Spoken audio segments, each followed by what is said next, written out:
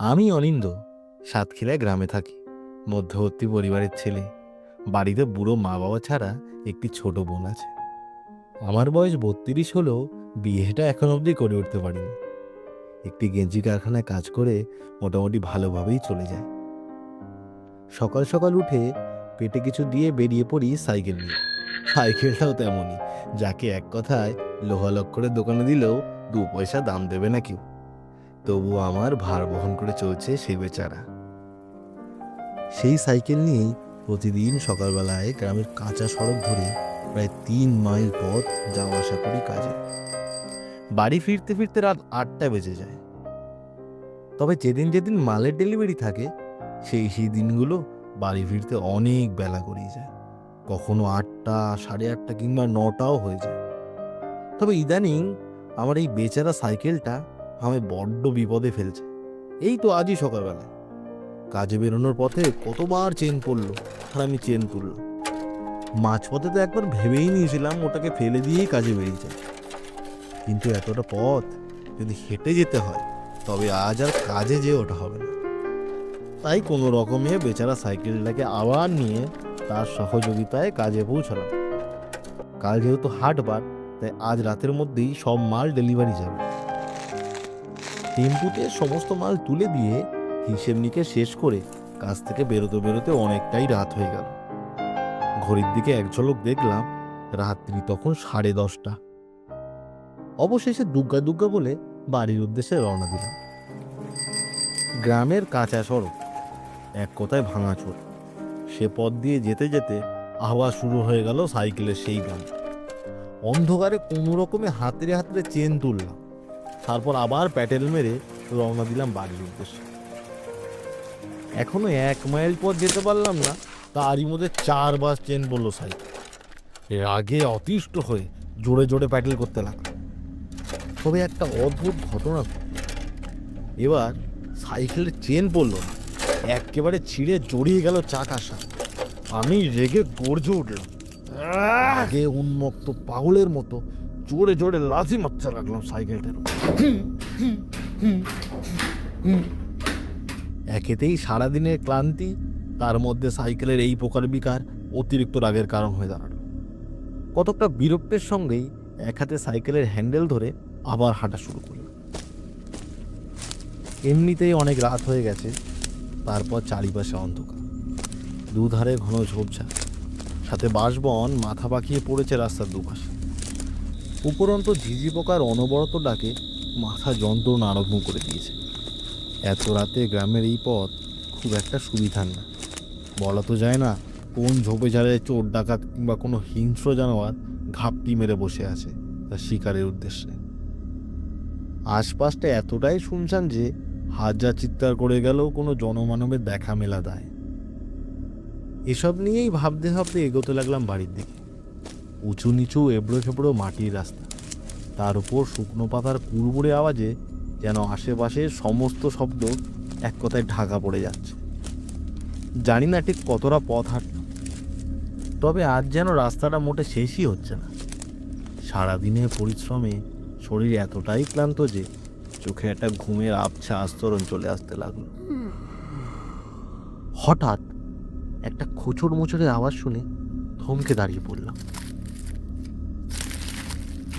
ঠিকভাবে শুনে বুঝতে পারলাম যে শব্দটা আমার ডান পাশের জঙ্গল থেকে আসছে। আমি মনে মনে ভাবলাম নিশ্চয়ই এটা কোনো শেয়ালের কাজ। ইদানিং এ চত্বরে খুব শেয়ালের উৎপাত লক্ষ্য করা গেছে, তাই এটা যে কোনো শেয়ালের কাজ এটা ভাবতে বেশি সময় লাগলো না। পাশাপাশি নাকে একটা পচা দুর্গন্ধ ভেসে আসতে লাগলো।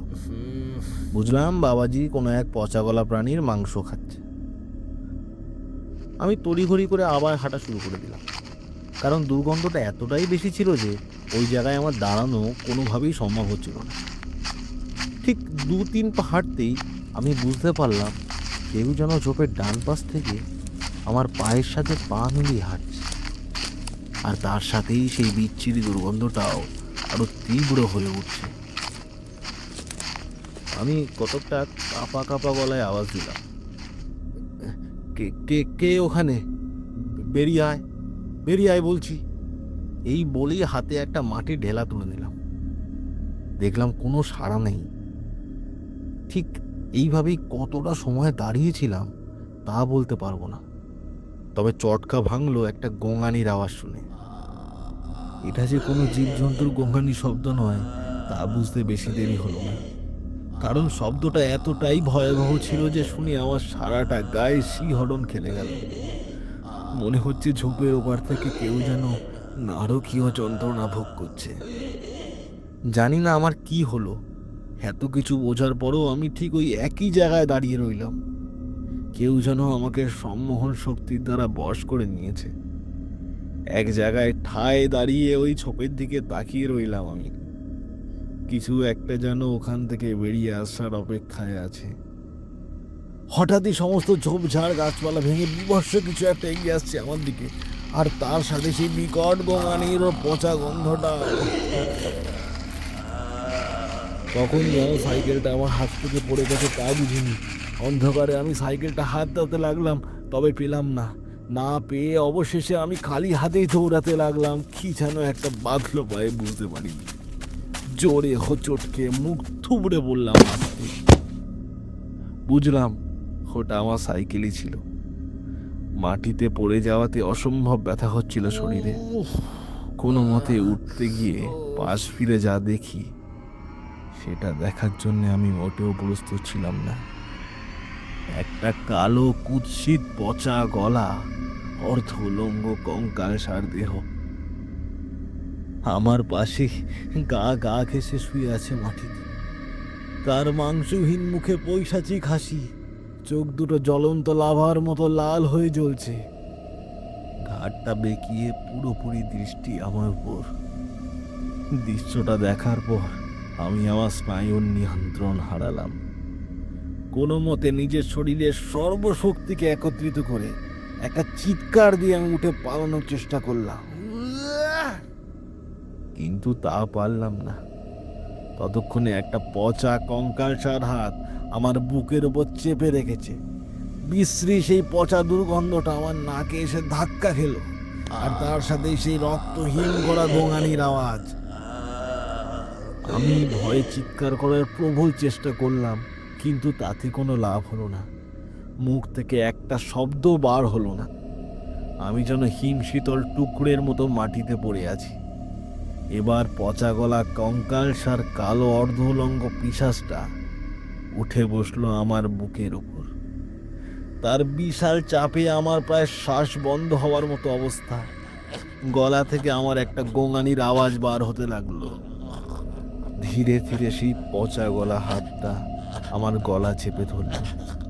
আমি আমার দুহাত দিয়ে প্রবল চেষ্টা করলাম সেটাকে ছাড়ানোর, কিন্তু হাতে হাত দিতেই বুঝতে পারলাম ওটা সারা গা পেছল ও ভেজা।